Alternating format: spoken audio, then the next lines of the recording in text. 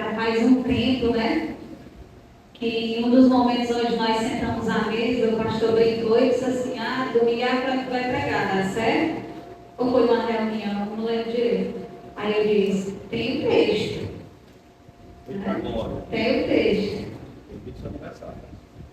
E aí ficou. Eu não comentei a respeito de qual era o texto, nem nada, né?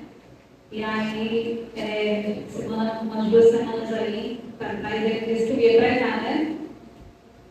No dia 7 de dezembro. Eu disse: amém, pastor, vou pregar. Já tem um texto. E aí eu, na preparação dessa mensagem, porque era o texto que eu tinha, Deus já tem ministrado no meu coração esse texto há bastante tempo. E aí o Hélio disse assim: tem que ver que Santa Ceia não. Eu disse: mas é o que eu tenho, é o que Deus me deu, é o que eu tenho que ministrar, né? Amém? Então, não vai ser uma ministração específica de Santa Ceia, mas é uma palavra de Deus para o seu coração. Amém? Você crê nisso? Amém. Amém. Ageu, capítulo 1, diz assim: no segundo ano do rei Dário, pode ficar de pé. Amém. No segundo ano do rei Dario, no primeiro dia do 6º mês, a palavra do Senhor veio a Zorobabel, governador de Judá, filho de Sealtiel, e a Josué, um sacerdote, filho de Jeozadak, por intermédio do profeta Ageu. Assim diz o Senhor dos Exércitos: este povo diz: não chegou ainda o tempo de edificar a casa do Senhor. Esta palavra do Senhor veio por intermédio do profeta Ageu. Por acaso é tempo de habitarmos em casas bem acabadas, enquanto este templo continua em ruínas? Assim diz o Senhor dos Exércitos: considerai o vosso passado. Semeaste muito e recolheste pouco. Comeis, mas não vos fartais. Bebeis, mas não vos saciais. Vestivos, mas ninguém se aquece. E o que recebe salário, recebe para colocá-lo no saco furado. Assim diz o Senhor dos Exércitos: considerai o vosso passado. Subi ao monte para trazer madeira e edificai o templo. Eu me agradarei dele e serei glorificado, diz o Senhor. Esperaste muito, mas veio pouco, e este pouco, quando levaste para casa, eu dissipei com sopro. Por que motivo, diz o Senhor dos Exércitos? Porque o meu templo está em ruínas, ao passo que cada um de vós cuida da própria casa. Por isso os céus estiveram louvados e a terra reteve os frutos por vossa causa. Mandei vir a seca sobre a terra, sobre as colinas, sobre o trigo, sobre o vinho novo, sobre o azeite e sobre tudo que a terra produz, também sobre os homens e os animais e sobre todo o seu trabalho. Então Zorobabel, filho de Sealtiel, e o sumo sacerdote Josué, filho de Jeozadak, com todo o restante do povo, obedeceram à voz do Senhor, seu Deus, e às palavras do profeta Ageu, a quem o Senhor, seu Deus, havia enviado. E o povo temeu o Senhor. Então Ageu, mensageiro do Senhor, trouxe ao povo esta mensagem do Senhor: eu estou convosco, diz o Senhor. Então o Senhor deu ânimo ao governador de Judá, Zorobabel, filho de Sealtiel, e ao sumo sacerdote Josué, filho de Jeozadak, e a todo o restante do povo. E eles começaram a trabalhar no templo do Senhor, seu Deus, no 24º dia do 6º mês. Amém? Se você não leu o capítulo ainda hoje, acabou de ler. Glória a Deus.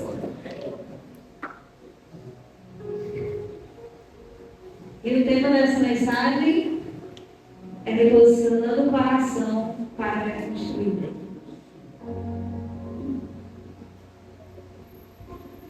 Irmãos, esse livro de Ageu, ele é uma convocação divina a uma nação inteira para reposicionar o seu coração no lugar certo, para reposicionar o seu coração em Deus. Amém?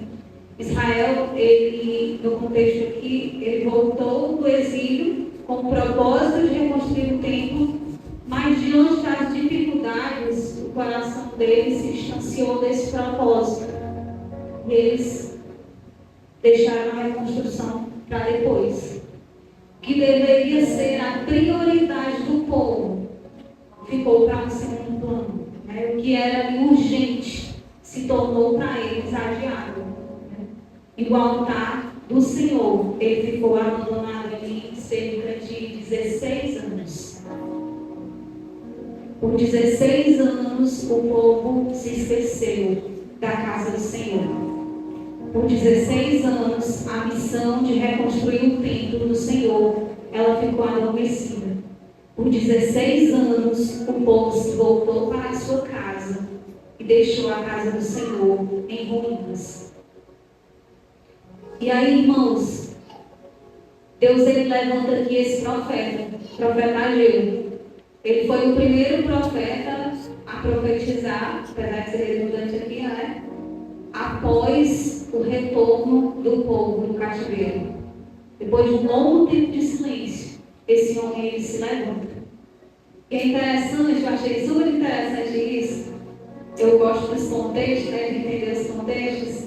É que o ministério desse homem só durou 4 meses. Ele só foi chamado para profetizar ali 4 meses. Entregou a mensagem foi acolhida, nós vamos ver isso. Teve efeito, então se encerrou. E esse livro, irmãos, como eu já falei aqui, ela é esse chamado para que o povo ele venha despertar para as prioridades. É uma palavra que nós falamos sempre, tanto, né? Mas que nós precisamos atentar para ela. Prioridades. Deus ele chama aqui o povo a se reposicionar para que a infertilidade que foi instalada aqui no meio daquela nação por causa da desobediência, ela viesse a ser rompida e a reconstrução tanto no templo como nos templos acontecesse. Amém?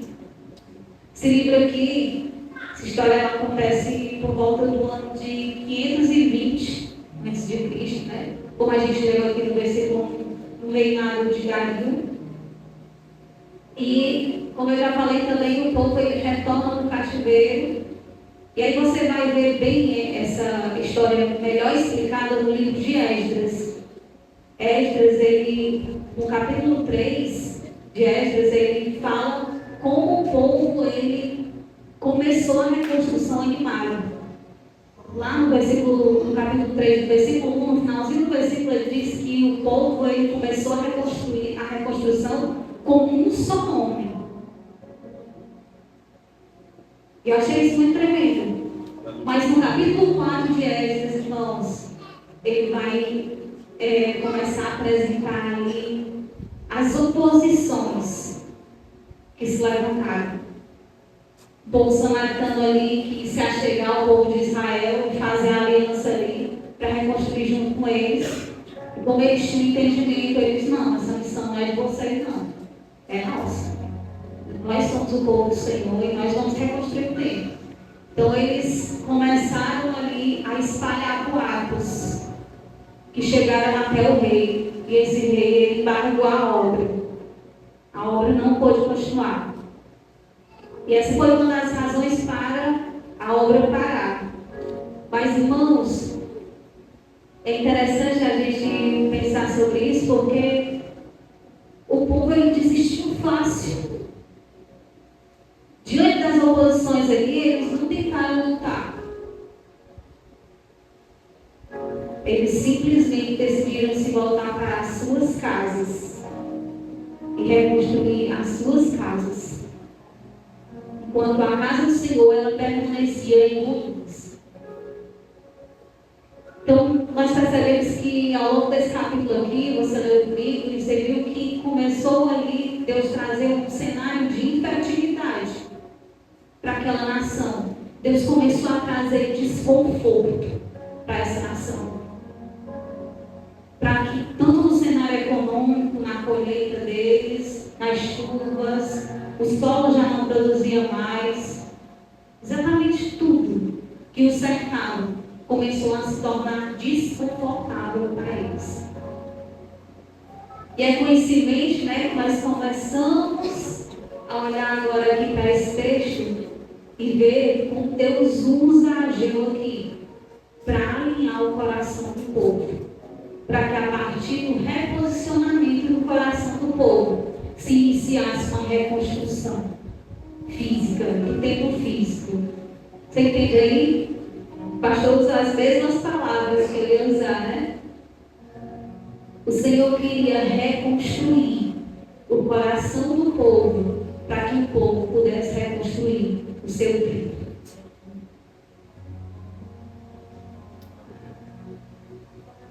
E Deus, irmãos, ele inicia aqui denunciando o desvio de prioridades do povo. Versículo 2, ele vai dizer, né, assim diz o Senhor dos Exércitos. Esse povo diz, veja bem que o Senhor nem diz o meu povo, ele diz esse povo.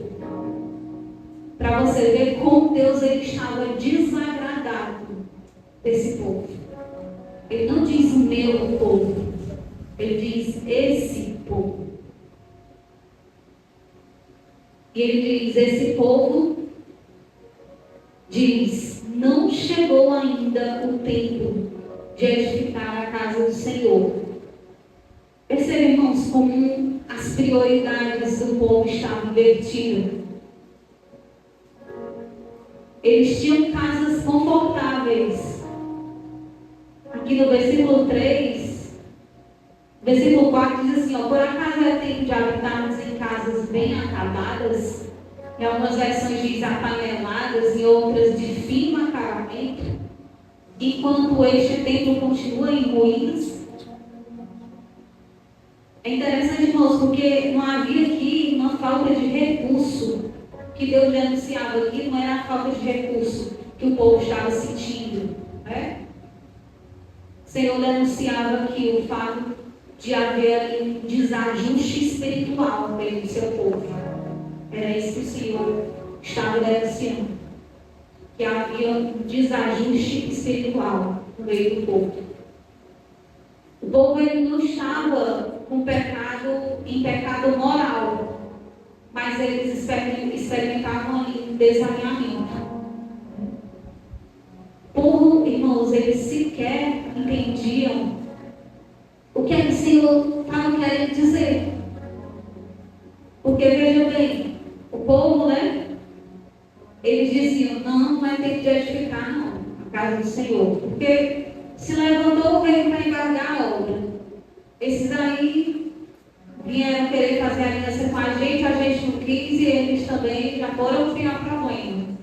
E agora, vai passando os anos, 16 anos depois, a gente está percebendo que está faltando de tudo. O sol não está produzindo, a colheita não acabou. Como é que a gente vai edificar o templo do Senhor? Esse é o entendimento do povo. Mas, irmãos, quando Deus ele levanta esse profeta, o profeta diz, acaso é tempo de vocês habitarem em casas bem confortáveis enquanto a minha casa está em ruínas? Perceba aí que o povo ele estava tão desajustado espiritualmente que eles não entendiam, eles não tiveram o discernimento espiritual, que aquele desconforto, aquela infertilidade, ela vinha da parte de Deus. Eles não entendiam isso. Tamanho era o desajuste espiritual que havia no coração daquele povo. Irmãos, a igreja do Senhor, se a gente parar para pensar, ela nunca parou diante das oposições. A igreja do Senhor, ela nunca deixou de avançar diante de inimigos. Isso não é verdade? Ao longo da Bíblia nós não vemos isso. Todas as vezes que se levantavam oposições, a igreja, ela vivia um tempo de fortalecimento, um tempo de avivamento. E aí eu quero fazer aqui uma aplicação, né, para as nossas vidas. Você percebe que hoje nós também damos essas desculpas, nós também utilizamos essas desculpas. Mas, Senhor, o cenário não está compatível. O cenário ele está me dizendo que não é tempo de eu me voltar para fazer isso para Ti. Senhor, eu lhe dizer uma coisa, não é só para nós liderança não, mas é para todos, aqueles que têm desejo de servir ao Senhor. Se você esperar o tempo ideal para você fazer algo para o Senhor, você vai passar a sua vida terrena de forma inútil nessa terra. Nas mãos, como ferramenta das mãos do Senhor, sim. Se nós entendemos que nós não somos daqui, mas que enquanto nós estamos aqui, nós temos a missão de anunciar o Evangelho de Deus, nós temos esse entendimento que se nós nos posicionarmos para fazer, ainda que o cenário não esteja compatível, nós entendemos que nós seremos inúteis.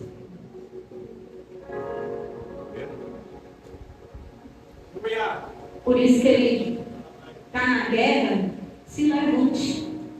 Mesmo assim. Mesmo assim, se levante para lutar. Mesmo assim, se levante para se dispor nas mãos de Deus. Se deixe ser usado por Ele como instrumento. Você sabe por quê? Porque nós não somos daqui. Nós não somos dessa terra. Nós somos passageiros desse lugar. Então, todo cenário que nós passarmos aqui nessa terra vai ser passageiro, porque nós não somos daqui. Nós somos eternos. O Espírito de vida que flui através de nós, ele é eterno.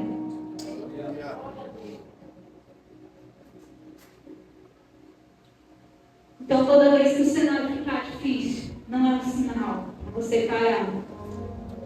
É sinal que Deus está alinhando o seu coração, meu coração, para que um tempo novo venha. Amém? Então, antes de reconstruir algo nas nossas vidas, na nossa família, no nosso ministério, o propósito que a gente tem aqui nessa terra, Deus ele precisa reposicionar o nosso coração na rota certa. Amém? A reconstrução, ela não começa na obra em si. Ela começa no ajuste de prioridade. E a nossa prioridade precisa ser o céu. Precisa ser o Senhor. Reconstrução, irmãos, não é sobre obra, como eu falei, sobre ouro, né? Mas é sobre o coração. A gente pesquisando aqui, nós vimos uma reconstrução do templo. Então, nós entendemos que já houve um outro templo, né? E vocês vão lembrar do primeiro templo construído. O primeiro templo ele foi idealizado por Davi e ele foi construído por Salomão, seu filho. Mas a grandeza, irmãos, desse primeiro templo, ele não estava no ouro. O tanto de ouro, de pedras preciosas que havia naquele templo, mas estava no coração de Davi. Davi ele queria ali oferecer ao Senhor o seu melhor. O melhor que ele tinha dos seus tesouros, né? Ele queria honrar ao Senhor. 1 Crônicas 29, 3 ao 5, vai dizer assim, ó. E ainda porque tenho prazer na casa do meu Deus, o tesouro que tenho de ouro e prata dou para a casa do meu Deus. Afora tudo quanto preparei para o santuário. 3.000 talentos de ouro, do ouro de Ofir, e 7.000 talentos de prata refinada, para cobrir as paredes das casas. Ouro para as coisas de ouro, prata para as coisas de prata, para toda a obra das mãos dos artífices. E quem, pois, está disposto hoje a trazer ofertas voluntárias para o Senhor? Interessante, irmãos, porque esse texto aqui, ele vai mostrar, a gente lendo, não sei se você sente, né? Mas eu lembro, eu senti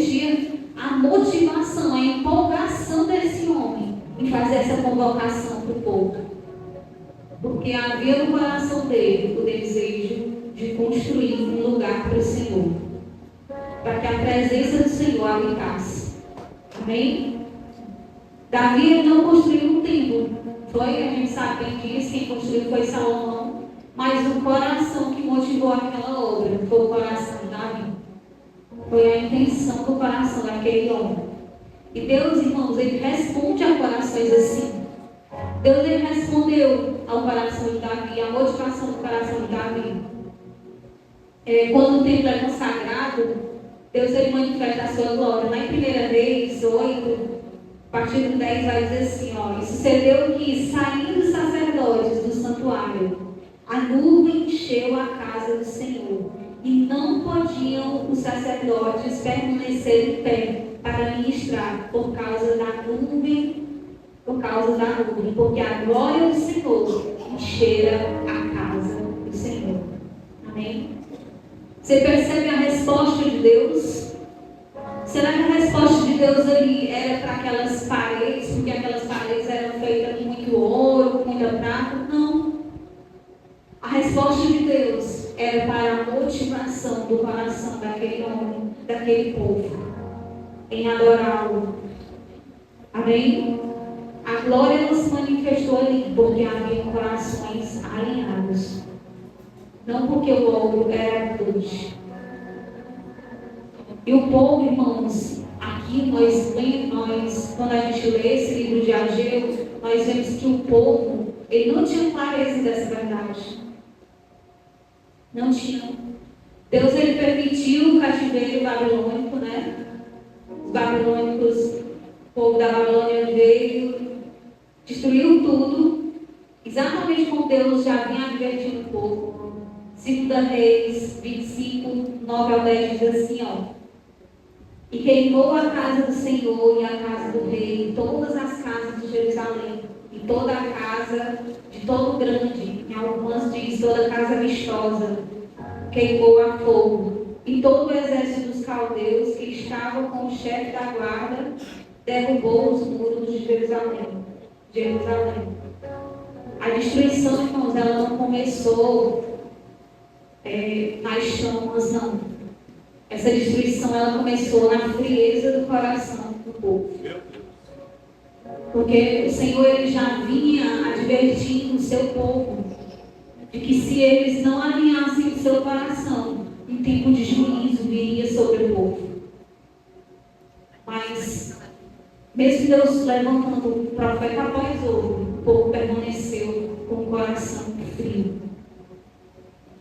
Não ouviu aquilo que o Senhor vinha falar. E assim como ele disse, o tempo do juízo ele veio. E o povo ele sofreu. O povo ele sofreu, irmãos. E aqui, quando eles voltam do exílio babilônico e eles começam ali a reconstruir o templo, muito diferente do primeiro cenário, sem ouro, sem prata,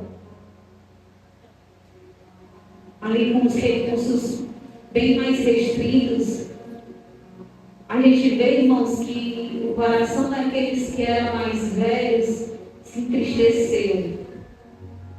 Esdras 3:12 vai dizer, porém muitos dos sacerdotes e levitas e cabeças de família já velhos, que tinham visto a primeira casa, choraram em alta voz, quando à vista foram lançados os alicerces dessa casa. Mas muitos levantaram as vozes com júbilo e alegria. É interessante, irmãos, porque eles ficaram ali em choque. Eles acharam muito diferente esse novo tempo. Eles enxergavam ali só as diferenças externas. Mas, irmãos, Deus mais uma vez, Ele não estava observando o externo. Os olhos de Deus estavam voltados para o que havia lá dentro, para o coração do povo. E Deus, ele vai responder. Ageu 2:8 diz, minha é a prata e meu é o ouro, diz o Senhor dos Exércitos. Ou seja, eu não preciso de ouro, de prata, de belas paredes, né? Eu preciso do coração de vocês alinhados. Versículo 9 ele diz: a glória desta última casa será maior que a primeira, diz o Senhor dos Exércitos. E neste lugar darei a paz, diz o Senhor dos Exércitos. É tão interessante, irmãos, porque ele não se referia aí, eu vou dizer novamente, né, aos bens materiais, mas ele se referia à presença. A presença que habitaria ali. Esse foi o templo onde 500 anos depois, cerca de 500 anos depois, o rei Herodes, ele faz ali uma reforma e uma expansão, né?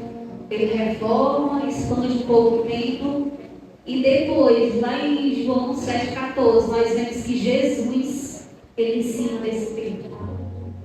Olha primeiro, irmãos, esse templo que foi reconstruído aqui, foi o templo onde um dia, mesmo passando por uma reforma, né? Jesus, ele ensinou. A chamada de Ageu aqui, irmãos, é para que o povo ele considerasse os seus caminhos. Versículo 5, capítulo 1, ele diz assim: assim diz o Senhor dos Exércitos, considerai o vosso passado, considerai os vossos caminhos. É como se ele dissesse: lembrem de quantas vezes eu tentei alertar os antepassados de vocês, e mesmo assim o coração deles permaneceu frio diante de mim. Lembrem disso. Não trilhem os mesmos caminhos que os antepassados de vocês trilharam. A mensagem, irmãos, do Senhor é para que o coração do povo não permanecesse distante. É para que o coração do povo não permanecesse desalinhado.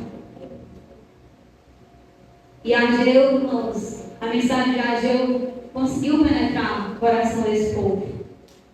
O povo que antes se calava começou a se mover. Nós vemos aí nos versículos 12, a partir do versículo 12, diz assim, ó: então Zorobabel, filho de Sealtiel, e o sumo sacerdote Josué, filho de Josadaque, com todo o restante do povo, obedeceram à voz do Senhor. Houve obediência. O povo não fez como seus antepassados. Eles não deixaram seu coração frio, mas os ouvidos deles se inclinaram para a chamada de atenção de Deus. E houve um alinhamento, um ajuste no coração daquele povo. O povo obedeceu. Obedeceu ao Senhor e às palavras do profeta, a quem o Senhor, seu Deus, havia enviado. E o povo temeu ao Senhor. O temor, irmãos, voltou a queimar no coração do povo. O temor do Senhor voltou a incendiar o coração desse povo. É o temor do Senhor que traz um alinhamento para o coração do homem. Quando nós andamos com o nosso coração distante do Senhor, pode ter certeza, o temor não está mais ardendo. Não há mais temor no nosso coração. Nosso coração ele está frio. Versículo 13 diz: então Ageu, o mensageiro do Senhor, trouxe ao povo esta mensagem: eu estou convosco. Eu estou convosco. Todas as vezes que nós decidimos obedecer ao chamado do Senhor, todas as vezes que nós decidimos recolocar o nosso coração na rota correta, na rota em direção ao Senhor, o Senhor está conosco. Quando há um reposicionamento do coração do homem, irmãos, ele não caminha mais sozinho. Não caminha. Ainda que haja silêncio, ele não está só. Ainda que os cenários não mudem, se há verdadeiramente um reposicionamento do coração, ele não está só. Por isso eu digo nessa noite, se o Senhor tem convidado para realinhar o seu coração, para reposicionar o seu coração, obedeça. Não tarde em obedecer. Obedeça. Obedeça porque você vai deixar de experimentar a solidão. Você percebe que o Senhor, Ele traz aqui elementos naturais, né? Ele diz que a colheita já não era suficiente, eles bebiam, mas não se fartavam, comiam, mas não se fartavam, vestiam, mas não se aqueciam. Assim é o coração do homem distante de Deus. Ele procura preencher o vazio que há dentro dele com muitas coisas.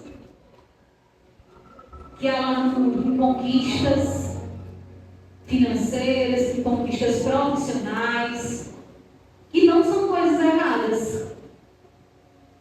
Assim como não era errado, irmãos, o povo está se voltando para reconstruir as suas casas. Não era. Era errado o povo ter casa boa?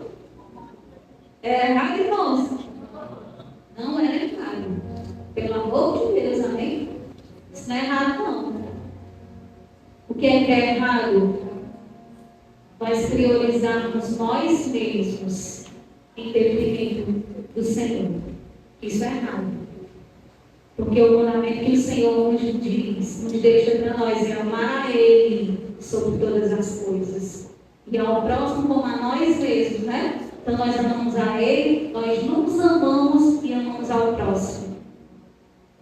Olha só, que tremendo.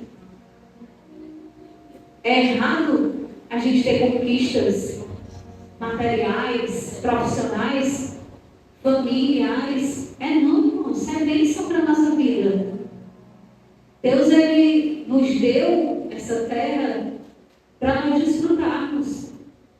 Então, tudo aquilo que chegar nas nossas mãos, se o nosso coração estiver alinhado com Ele, é bênção dele.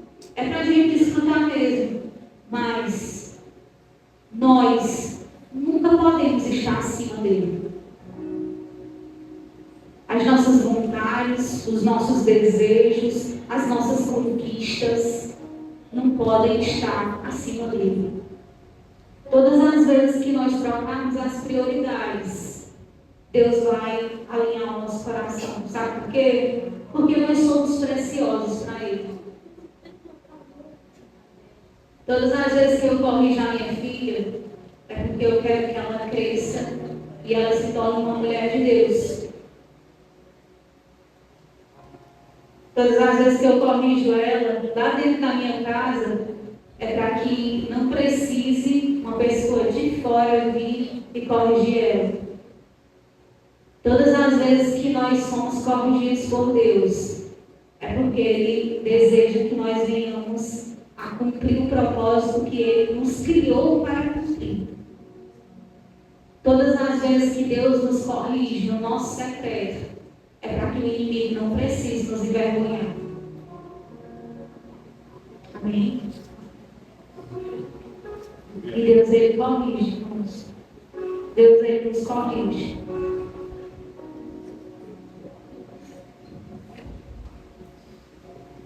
Quando o coração se reposiciona, Deus, Ele se revela. Aí no versículo 13, como eu já disse, Ele disse: eu sou convosco. A maior marca do reposicionamento, irmãos, não é a mudança externa, é a presença. É Deus voltando a falar. Deus voltando a falar conosco. E depois através de nós. Porque quando Deus, irmãos, Ele se cala, nós entendemos que há sim tempos de silêncio de Deus. Mas quando o nosso coração está desalinhado, porque, irmãos, não vamos ser tolos, amém? Nós podemos sim estar aqui dentro dessa igreja, servindo ao Senhor, mas o nosso coração em algum momento ele se desalinhar, ele se distanciar da presença. Isso pode acontecer.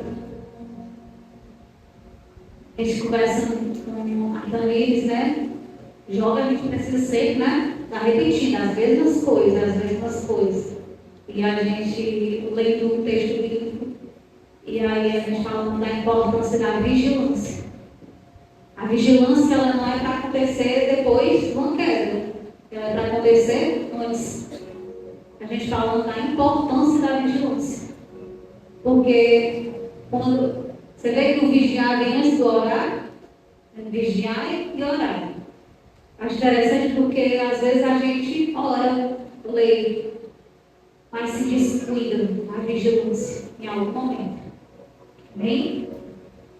E a maior marca do reposicionamento é quando o Senhor ele começa a falar novamente conosco e através de nós. Quando ele começa a tocar, quando ele começa a agir. A presença, irmãos, ela é evidenciada na vida das pessoas. Diga para mim, eu tenho certeza que você já conversou com alguém e você sentiu uma presença diferente? Você sentiu algo bom dentro daquela pessoa?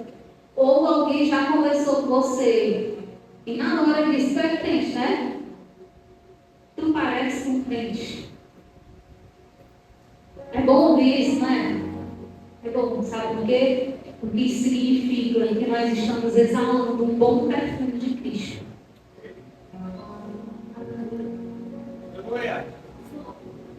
Irmãos, no versículo 14 aí diz assim, ó, então o Senhor deu ânimo ao governador de Judá, Zorobabel, filho de Sealtiel, e ao sumo sacerdote Josué, filho de Josadac, e a todo o restante do povo. Você vê aqui, irmãos, que Deus, ele despertou, em algumas versões diz que ele despertou o espírito de Zorobabel, de Josué e do povo. E diz que eles começaram a trabalhar.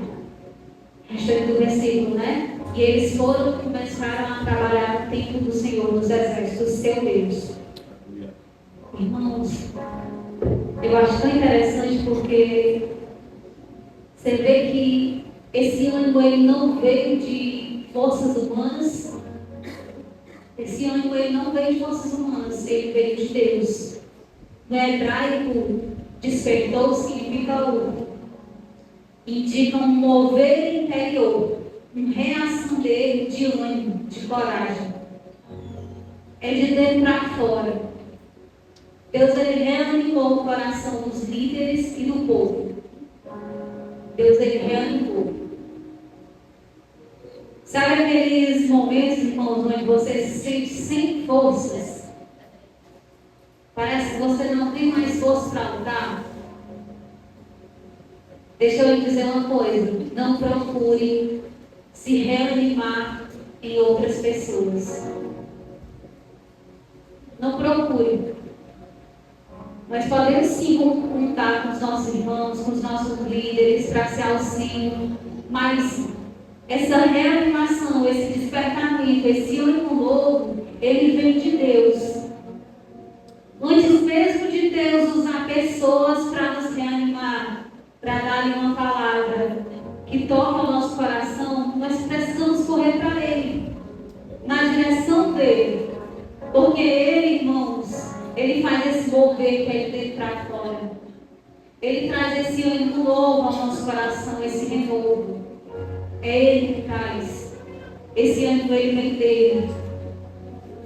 O avivamento, irmãos, não é uma obra humana. É uma obra sobrenatural. É uma obra do Espírito Santo no coração do homem. Amém?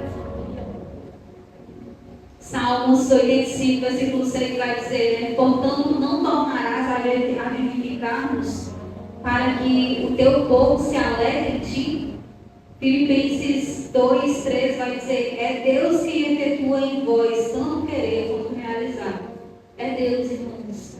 É Deus que tem a capacidade de nos reanimar, de nos tirar desse lugar de inércia e nos fazer voltar, se movimentar na sua direção. Amém? Quando Deus está no barco, nós não permaneceremos parados.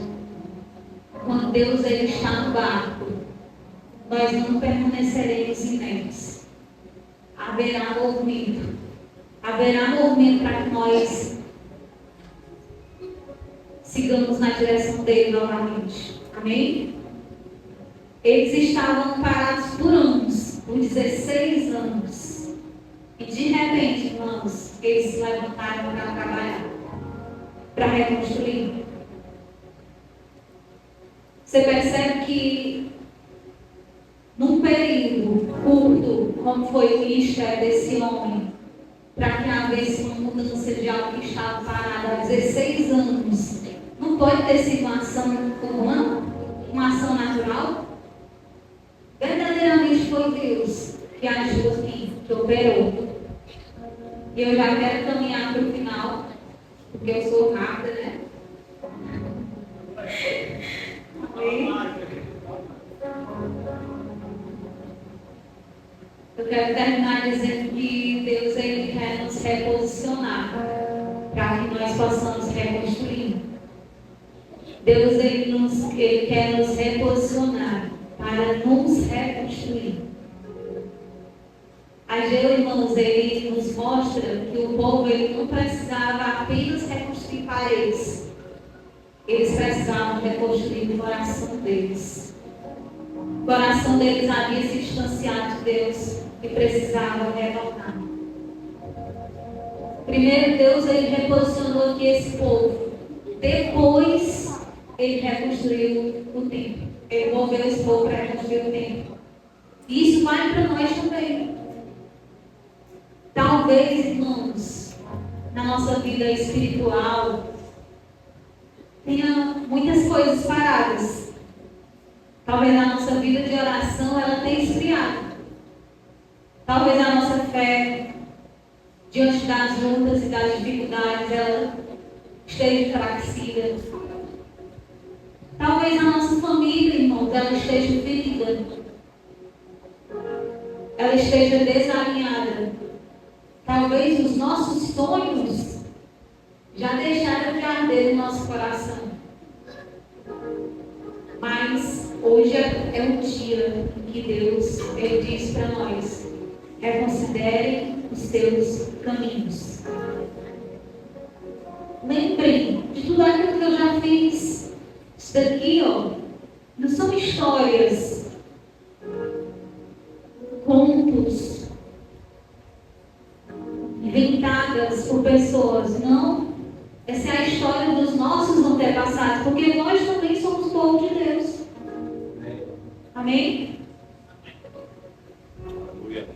Então considerem os caminhos de vocês. Reposicione o seu coração. E eu reconstruirei. Eu reconstruirei tudo aquilo que estava parado. Eu reconstruirei a sua casa, a sua família, a sua vida de oração, o seu secreto. Eu reconstruirei tudo aquilo que estava parado. Eu movimentarei aquilo que estava parado. Essa é a palavra do Senhor para nós nessa noite. Amém? Ageu, irmãos, ele nos ensinou que antes mesmo da reconstrução do templo, é necessário reposicionar o coração. Reposicionar esse templo aqui. Porque nós somos esse templo, amém?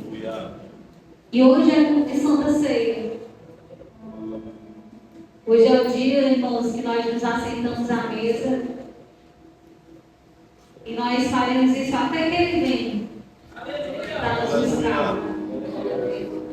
E nesse dia o Senhor também, Ele nos chama para examinar o nosso coração, para ajustar a rota, para voltar ao primeiro amor, sabe? Para colocar Ele no centro novamente. Hoje a chamada do Senhor também é para isso. Todas as vezes, irmãos, que nós estamos no culto de ceia, eu gosto sempre de pensar numa mesa que está posta para nós. E há um convite para que nós venhamos a limpar os nossos pés e nos assentar. Amém? E assim, irmãos, como aquele povo ali, ele obedeceu, ele temeu, e ele se dispôs a trabalhar para reconstruir. Hoje a chamada de Deus não é para que a gente se sinta culpado, sabe? Mas é para que a gente obedeça, para que a gente dê lugar a esse Senhor no nosso coração novamente, para que a gente se disponha a trabalhar. Porque até que Ele venha, nós seremos obras, nós estaremos em obras. Até que Ele venha, nós precisaremos de ajustes. Até que Ele venha, nós precisaremos corrigir rotas. Até que Ele venha, nós precisaremos alinhar o nosso coração. Até que Ele venha, irmãos, você não estará acabado. Eu não estarei acabado. Até que Ele venha, é tempo de nós mudarmos. Até que Ele venha, é tempo de nós mudarmos. Amém? Eu queria convidar a ficar de pé, para nós encerrarmos a oração.